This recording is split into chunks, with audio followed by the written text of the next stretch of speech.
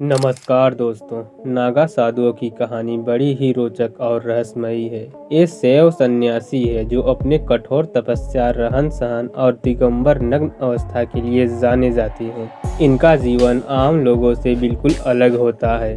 अगर नागा साधुओं की उत्पत्ति और इतिहास के बारे में बात करें तो नागा साधुओं की उत्पत्ति के बारे में कई मत प्रचलित हैं। भारतीय सनातन धर्म के वर्तमान स्वरूप की नींव आदि गुरु शंकराचार्य जी ने रखी थी।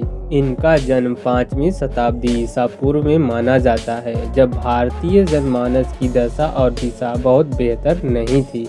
भारत की धन संपदा से खींचे तमाम आक्रमणकारी भारत में आ रहे थे। कुछ उस खजाने को अपने साथ वापस ले गए तो कुछ भारत के दिव्य आभा से ऐसे मोहित हुए कि वह यहीं बस गए। इसी कारण से उस समय भारत में शांति व्यवस्था बाधित थी। ऐसे में शंकराचार्य जी ने सनातन धर्म की स्थापना के लिए कई कदम उठाए, जिनमें से एक था देश के चारों कोनों पर 4 पीठों का निर्माण करना। यह 4 पीठ गोवर्धन पीठ, शारदा पीठ, द्वारिका पीठ, ज्योतिर्मठ पीठ है। इसके अलावा आदि गुरु ने मठों मंदिरों की संपत्ति को लूटने वाले और श्रद्धालुओं को सताने वाले का मुकाबला करने के लिए सनातन धर्म के विभिन्न संप्रदायों के सशस्त्र शाखाओं के रूप में अखाड़ों की स्थापना की शुरुआत की। आदि गुरु शंकराचार्य जी को यह लगने लगा था कि सामाजिक उथल पुथल के उस दौर में केवल आध्यात्मिक शक्तियों से ही इस चुनौती का मुकाबला करना काफी नहीं है।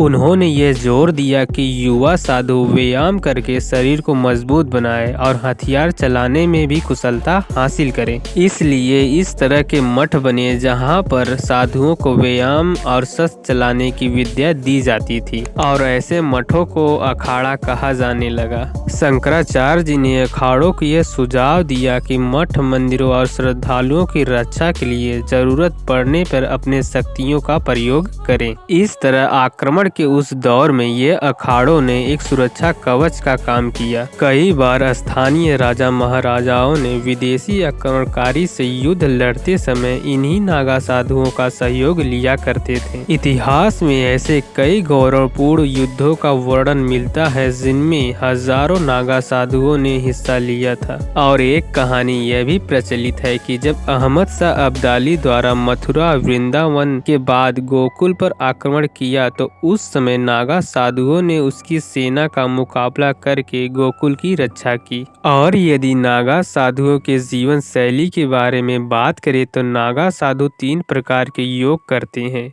जो उनके लिए ठंड से निपटने में मददगार साबित होते हैं, और वे अपने विचार और खान पान दोनों में ही संयम रखते हैं। जैसा कि आप जान चुके हैं कि नागा साधु एक सैन्य पंथ है और वह एक सैन्य रेजिमेंट की तरह बटे हैं, जिन्हें त्रिशूल, तलवार, शंख और चीलम से वे अपने सैन्य दर्जों को दर्शाते हैं। यह साधु अक्सर कुंभ मेले में ही दिखाई देते हैं। नागा साधुओं को लेकर कुंभ मेले में बड़ी जिज्ञासा रहती है, खास कर विदेशी पर्यटकों में। कोई कपड़ा न पहनने के कारण शिव भक्त नागा साधु दिगंबर भी कहलाते हैं, जिसका अर्थ होता है आकाश ही जिनका वस्त्र हो। कपड़ों के नाम पर पूरे शरीर पर राख लपेटे यह साधु कुंभ मेले में सिर्फ शाही स्नान के समय ही खुलकर श्रद्धालुओं के सामने आते हैं। आमतौर पर यह मीडिया से दूरी ही बनाए रहते हैं। ज्यादातर नागा साधु पुरुष ही होते हैं। कुछ महिला भी नागा साधु होती हैं, पर वे सार्वजनिक रूप से नग्न नहीं रहती।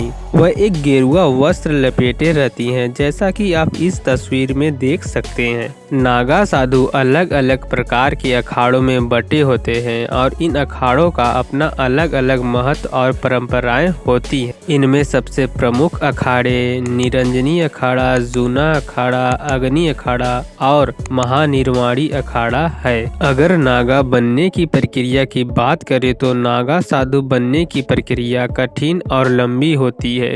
नागा साधुओं के पंथ में शामिल होने की प्रक्रिया में लगभग 6 साल लगते हैं। इस दौरान नए सदस्य एक लंगोट के अलावा अलावा कुछ नहीं पहनते हैं। कुंभ मेले में अंतिम प्रण लेने के बाद वे लंगोट को भी त्याग देते हैं और जीवन भर यूं ही रहते हैं। कोई भी अखाड़ा अच्छी तरह जांच पड़ताल करके योग्य व्यक्ति को ही प्रवेश देता है। पहले उसे लंबे समय तक ब्रह्मचारी के रूप में रहना होता है, फिर उसे महापुरुष तथा फिर अवधूत बनाया जाता है। अंतिम प्रक्रिया महाकुंभ के दौरान होती है, जिसमें उसका स्वयं पिंडदान तथा दंडी संस्कार आदि शामिल होते हैं, जिसके बाद वह व्यक्ति एक नागा साधु बन जाता है। तो यह थी नागा साधुओं से संबंधित महत्वपूर्ण तथा रोचक जानकारी। आपको यह वीडियो कैसा लगा हमें कमेंट करें। अगर वीडियो अच्छी लगी हो तो लाइक ज़रूर करें। चैनल पर नए हैं तो सब्सक्राइब करना न भूलें। वीडियो देखने के लिए आपका धन्यवाद।